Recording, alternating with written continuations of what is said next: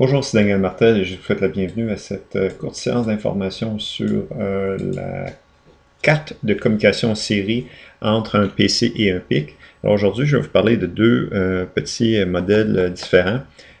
La première que je vais vous parler, c'est ici l'Arduino, et la deuxième ici qui est un autre modèle que j'ai commandé sur eBay. Un modèle, je vous dirais, sans nom. Maintenant, cette carte est essentielle pour faire la communication entre un PC et un PIC parce que le protocole USB ne nous permet pas de se servir directement de ces broches-là pour le TX et le RX. Donc, de ce côté-ci, on a le micro fiche USB qui s'en va se brancher vers notre PC. Et de l'autre côté, ici, on a les connexions qui nous permettent d'aller se brancher du côté du PIC, qui va être de ce côté-ci. Alors, on a besoin également d'installer cette petite carte-là. Alors, si j'attire maintenant votre attention en haut de l'écran, ici, dans Computer Manager, Device Manager, Support, on voit Arduino Uno qui s'est installé sous le COM5. Alors, la carte, quand on l'installe pour la première fois, on doit aussi installer le pilote. Le pilote est disponible sur le site web de Arduino. Je vous dirais que c'est assez facile. Arduino fait bien les choses. On a beaucoup de documentation. C'est facile, ça va bien. Une fois que notre carte est installée correctement, on doit utiliser un logiciel pour visualiser nos opérations. Alors, le logiciel que j'utilise s'appelle RealTerm. C'est un émulateur de terminal. Je répète, un émulateur de terminal.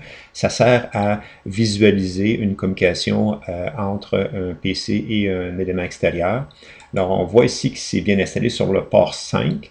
Alors, au moment où, je vais juste descendre ça ici quelques secondes, notre carte Arduino ou notre carte série est installée et on démarre RealTerm. RealTerm va automatiquement se brancher sur le bon port. Maintenant, pour tester si tout fonctionne, oups, excusez, j'ai accroché.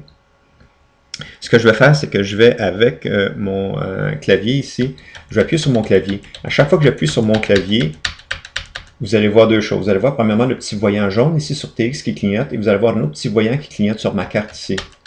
Ça me confirme qu'il y a bel et bien communication entre les deux. Si vous ne voyez pas le petit voyant qui allume à tout coup ici, c'est parce que ma caméra web, elle n'a pas assez de résolution pour le capturer parce que c'est vraiment un petit clignotage qui est très rapide.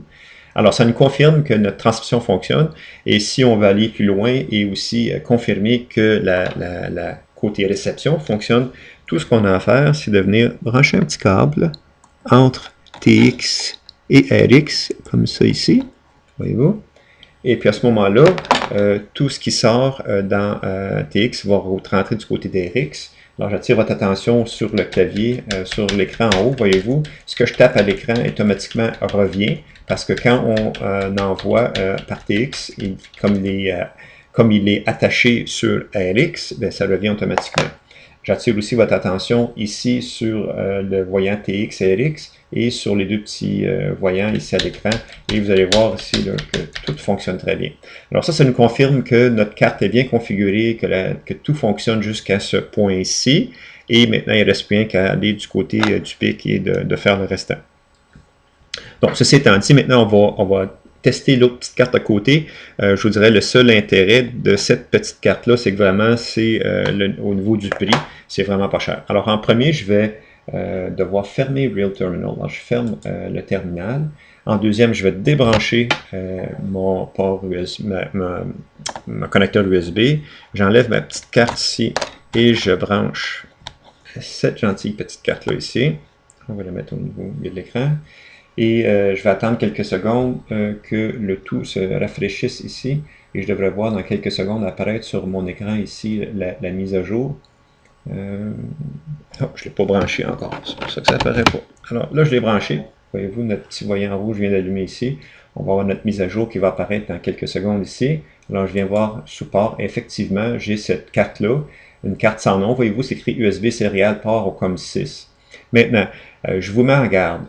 Quand vous la branchez pour la première fois, encore une fois, le pilote n'est pas installé. Il faut aller chercher le pilote. C'est un peu plus d'ouvrage. La façon de faire, il faut aller regarder s'il y a peut-être avec une loupe, parce que c'est écrit très petit, le numéro. Dans le cas qui nous intéresse, moi, c'était FT232. Alors, avec une recherche Google, j'ai pu trouver assez facilement les pilotes et j'ai dû installer les pilotes manuellement.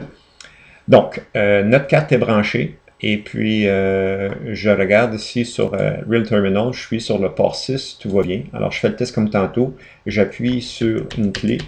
Voyez-vous, ici, on a vu notre petit clignotant, ici, notre petit voyant qui a clignoté. On voit aussi le TX qui clignote. Et je vais faire comme tantôt, je vais fermer la boucle. Cette fois-ci, je vais utiliser un navigateur. Voilà, j'ai court-circuité la pin RX et la pin TX. Et voyez-vous, confirmation, tout fonctionne bien. Alors, les tests que j'ai faits avec cette petite carte-là sont très rudimentaires, mais ça me confirme que ça fonctionne. Alors maintenant que vous avez vu les deux, à vous de faire le choix pour poursuivre dans la communication série entre un PC et un PIC. Il va falloir vous équiper d'une de ces petites cartes-là. À vous de faire le choix. Et j'espère que la séance d'information aujourd'hui vous a plu. Et je vous reviens un peu plus tard avec une autre épisode avec un laboratoire, si on veut, un peu plus élaboré sur la communication entre un PC et un PIC. Je vous remercie de votre attention aujourd'hui et à bientôt.